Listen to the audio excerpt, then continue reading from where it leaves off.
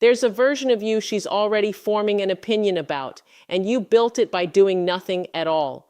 Somewhere tonight, a woman you've never spoken to, or maybe one you already know, is scrolling past a profile with almost nothing on it, and she is not thinking what you assume she's thinking. You've been taught that silence online reads as absence, that an empty grid means an empty life, that if you're not showing something, you must not have anything worth showing. So you keep missing this over and over because the story you tell yourself about your silence is not the story she is telling herself. She's reading something else entirely, something you were never taught to notice because it doesn't happen out loud. It happens quietly in the 2 seconds before she scrolls past, in the small decisions she makes about who you might be based on what you chose not to reveal. I am going to show you exactly what that decision is built on. The real psychological process underneath something you've spent years assuming worked against you. By the end of this, you will understand exactly what your silence communicates and why it works in your favor. Somewhere out there, a woman scrolled past an empty profile and didn't think less of the man behind it. She thought something else entirely. You'd expect the opposite, wouldn't you? An empty grid, a bare bio, no story to click through. On paper, it looks like nothing to work with. But that's the mistake almost every man makes when he imagines how his own silence gets received. He assumes she's filling the gap with doubt, when in most cases, she is filling it with something closer to respect. Here's why. When people are given incomplete information about someone, the brain doesn't default to suspicion first. It defaults to inference, quietly building a version of that person out of whatever signals are available, and absence itself becomes one of those signals. A man who isn't posting isn't handing over nothing. He's handing over a very specific kind of restraint, and restraint reads as choice, not as lack. Of course, this isn't universal. A profile that's empty because someone just doesn't understand how to use the app reads differently than one that's clearly been left deliberately quiet. The difference shows up in small ways, in how someone carries himself when he's asked about it, in whether he seems evasive or simply unbothered. Think of it this way. A man who explains himself before anyone's asked reads as someone still seeking approval for a decision he hasn't fully made peace with. A man who simply lives without narrating it reads as someone who already made peace with it long ago. That single word, unbothered, is the first thing she actually notices. Not the absence itself, but what the absence suggests about how much he needs her attention, or anyone's, to feel complete.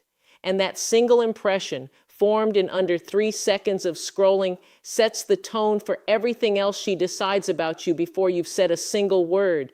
That sense of control is the first thing she notices, but it's not the last.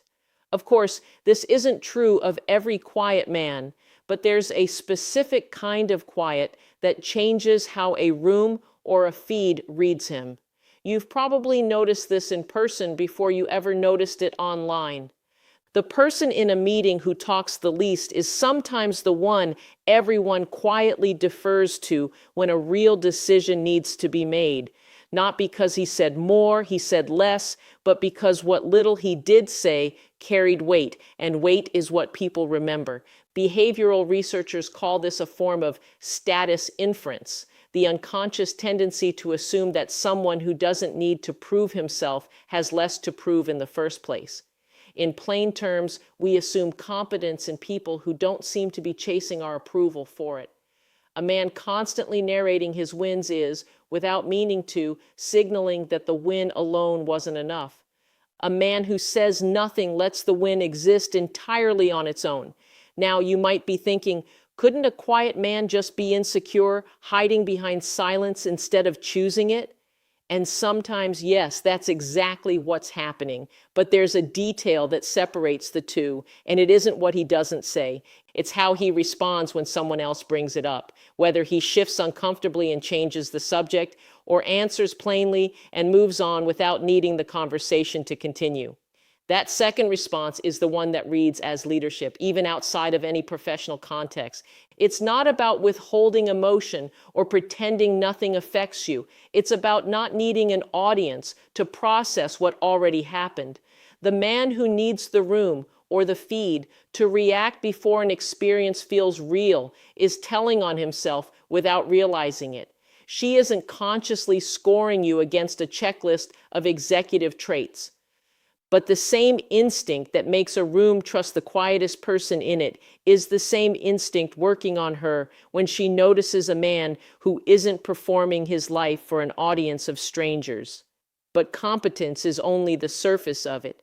What she's really testing for goes deeper. There's a difference between a man who hides things and a man who simply doesn't need an audience to confirm them. On the surface, both men look the same. Neither one is posting. Neither one is explaining where he was last weekend or who he was with or what he thinks about the argument everyone online is having this week. From the outside, silence looks identical, whether it's covering something up or covering nothing at all. But she isn't reading the silence in isolation. She's reading it against everything else he does. How directly he answers a question when it's actually asked. Whether his stories stay consistent without him trying too hard to keep them that way. Whether he seems relaxed or slightly rehearsed when the subject of his personal life comes up. Psychologists sometimes describe this as behavioral consistency, the idea that trust isn't built from any single data point, but from how well someone's actions line up with each other over time without needing to be managed. A man who isn't performing his life for strangers online is, in a small but real way, showing that he doesn't feel the need to manage his image for anyone, including her. Of course, context always matters here. A man who's cagey in conversation and empty online reads very differently than a man who's warm and forthcoming in person, but simply private on his phone. One is withholding, the other has just decided that not everything needs to be public property. That second man isn't asking anyone's permission to live the way he lives. He isn't posting the trip because he needs 300 strangers to confirm it happened. He already knows it happened. He was there. Now you might be thinking, couldn't a man just say he doesn't need validation while actually craving it quietly, hoping someone notices the absence itself? It happens, but there's a tell, and it isn't in what he doesn't post. It's in how he reacts when nobody brings it up at all. Whether that silence sits comfortably with him, or whether he finds small ways to mention it anyway, almost accidentally, waiting for someone to ask. The man who's genuinely at peace with being unseen doesn't need the unseen part acknowledged either. That distinction becomes even sharper once you understand what she's comparing him to. Remember what I told you at the start, that there was one thing about your own silence that you'd been reading completely backward. We are getting closer to it now. Picture the profile she scrolled past right before his, the one full of gym mirrors, boarding passes, and captions asking to be noticed. You know the type, even if you've never put words to it. Every meal photographed, every workout logged, every trip narrated in real time, as if the experience isn't fully real until it's been witnessed by an audience. There's nothing wrong with sharing a life. Plenty of genuinely secure men post plenty online. But there's a specific pattern that reads very differently, and it has less to do with what's posted and more to do with why. When someone posts primarily to receive a reaction, the likes, the comments, the quiet dopamine hit of being seen, psychologists call this externally regulated self-worth. In plain language, it means the sense of feeling good about yourself depends on other people confirming it from the outside, rather than something you already feel settled about on the inside. It's not a character flaw, it's a common human pattern, but it is visible, and she has seen it before, many times, in many forms. She isn't comparing your empty profile to nothing. She's comparing it to a very specific type of man she's encountered before, the one who needed to be seen enjoying his life in order to actually enjoy it. Here's the mistake most men make once they sense this comparison working in their favor. They start performing the opposite, going quiet on purpose, deleting posts strategically, turning the absence itself into a new kind of performance, and that undoes the entire effect, because now the silence isn't natural anymore, it's a costume. Real self-containment was never a costume and can't become one just because you noticed people liked it on you. There's a simple test for the difference. Ask yourself whether your silence would change if you knew for certain no one was ever going to notice it. If the answer is no, if you'd live exactly the same way, seen or unseen, that's the version she's actually responding to. If part of the appeal is knowing the absence gets noticed, that's a different thing entirely. She can usually tell the difference within a single, unguarded conversation. Self-containment sounds like a compliment, but it's actually doing something more specific in her mind. Psychologists have a name for this. An unfinished thing pulls at attention harder than a finished one ever could. You don't need the name to feel it. This is the exact mechanism doing the work underneath everything we've covered so far. It's called the Zeigarnik effect, named after a researcher who noticed that people remember interrupted or incomplete tasks far more vividly than completed ones. Applied to a person instead of a task, it means an incomplete picture of someone lingers in the mind longer than a complete one does. Here's what that looks like in practice. A profile that tells the full story, every meal, every location, every mood, leaves nothing for the mind to keep working on. There's no gap, nothing to return to later while she's doing something else entirely, like making coffee or driving home, and your face crosses her mind uninvited. A profile that offers fragments, a face without a narrative attached to it, does the opposite. The mind doesn't let go of unfinished information. It keeps quietly assembling it in the background. Of course, this cuts both ways, and it's worth being honest about that. An incomplete picture only becomes magnetic if the fragments available are positive ones, a calm demeanor, a steady presence, the way you carried a conversation without needing to fill every silence in it. If the available fragments are negative, the same mechanism works against you instead, and no amount of mystery fixes that. But when the fragments are good, the mind does something you can't fully control from your end. It fills in the blank generously. It assumes the missing information matches the tone of what's already there. You might be wondering, couldn't this backfire if she fills the blank with an assumption that isn't even true? Sometimes it does, briefly, but that's not actually the risk it seems like. Because the gap was never meant to be permanent. It's meant to hold her attention long enough for reality to catch up with it, in a conversation, in person, over time. And a man who's genuinely steady tends to confirm the generous version rather than contradict it. The mystery was never the whole strategy. It was only ever the doorway, the thing that bought you a little more of her attention while the rest of who you are had time to become visible on its own terms. This is where it stops being about strangers online and starts being about something much closer to home. Somewhere along the way, you decided your worth wasn't up for public vote. She notices that decision before she could ever put words to it. This is where we move past behavior and into something a little more personal, so stay with me here. Everything we've covered so far, the control, the competence, the accountability, the comparison, the gap she fills in herself, all of it traces back to one single root. And that root is where a man's sense of identity actually comes from. Some men build identity from the outside in. Their sense of being valuable depends on ongoing external confirmation, a like, a comment, a reaction, a certain look from a certain person at a certain moment. Take the confirmation away, and something underneath starts to wobble, even if he'd never admit that out loud. Other men build identity from the inside out.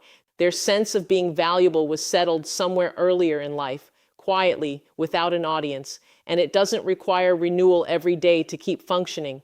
Neither version is announced. Nobody puts it in a bio, but it shows up constantly in 100 small moments. How a man responds to being ignored, how he handles a joke at his own expense, whether he needs the last word in an argument or can let a disagreement simply exist without resolving it in his favor. A woman who has spent any real time around both types learns, usually the hard way, which one is safer to build something with. Not safer in the sense of boring or predictable, safer in the sense of steady, the kind of steady that doesn't require managing. Of course, this doesn't mean the quiet man is automatically the secure one. Some men go quiet out of avoidance rather than settledness, and that reads differently too, once you know what to look for. The avoidant version tends to disappear from conversations the same way he disappears from feeds, abruptly, without closure, leaving things unresolved because unresolved feels safer than exposed. The settled version stays present in the conversation, even when it's uncomfortable. He just doesn't need an audience beyond the room he's actually standing in, and that difference, subtle as it sounds, is usually the one that decides whether she leans in or quietly starts to pull away. Think back to a conversation that once seemed ordinary, one where you walked away without realizing what had actually just happened, that she wasn't just talking to you, she was quietly testing whether your mood depended on how the conversation went. That unspoken decision that your worth doesn't move based on outside reaction is exactly where the most overlooked truth is hiding. Here's the part nobody tells you. She was never looking for proof of your life. She was looking for proof you don't need her permission to live it. Let's bring this all the way back to where we started, to the version of you she was already forming an opinion about, built on almost nothing at all. You've spent this entire video learning that your silence isn't a blank space in her mind. It's control, it's competence, it's accountability she doesn't have to ask for. It's the absence of a comparison she's grown tired of. It's a gap her own mind fills in generously on your behalf without you doing anything at all. And underneath every one of those signals sits the same single root, a man whose sense of worth was never up for public vote in the first place. But here is the piece almost every man completely misses, even after noticing everything else correctly. It isn't really about the posting at all. Posting or not posting was never the actual signal. It was only ever the visible symptom of something underneath it. Whether your sense of being enough depends on being witnessed or whether it doesn't. A man could post constantly and still carry this quality if the posting comes from genuine sharing rather than a need for reaction. A man could post nothing at all and still lack it entirely if the silence is secretly starving for someone to ask why he's gone quiet. The behavior was never the point. The internal state underneath the behavior was always the actual thing she was responding to. That's why trying to perform this, going quiet strategically, curating an image of mystery, falls apart the moment she gets close enough to notice it's a performance.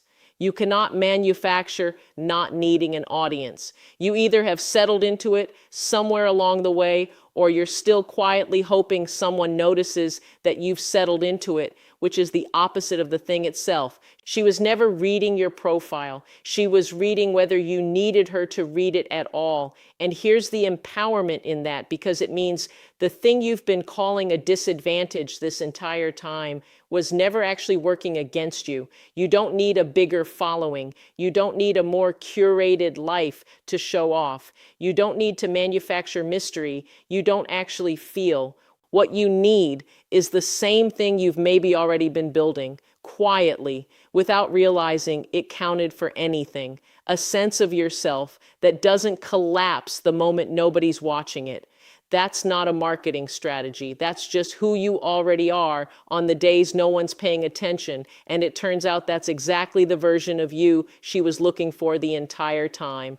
Once you see this clearly, you can't unsee it in every interaction that follows, which is exactly where the next video picks up.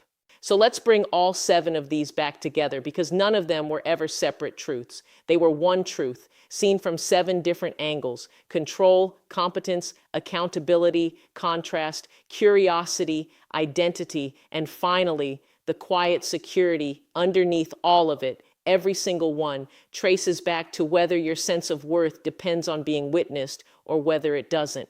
You don't need to overanalyze every profile, every post, every silence from here forward, second guessing whether you're doing it right. That's not what this was for. This was for understanding what was already happening in your own life, whether you were posting or not, long before you ever learned the reason behind it. And there's a quiet relief in finally having language for something you'd only ever felt.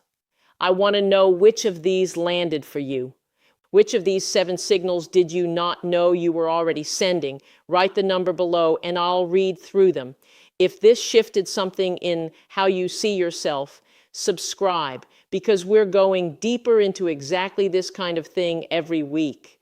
Next time we go further into the one private habit women notice faster than anything a man ever posts.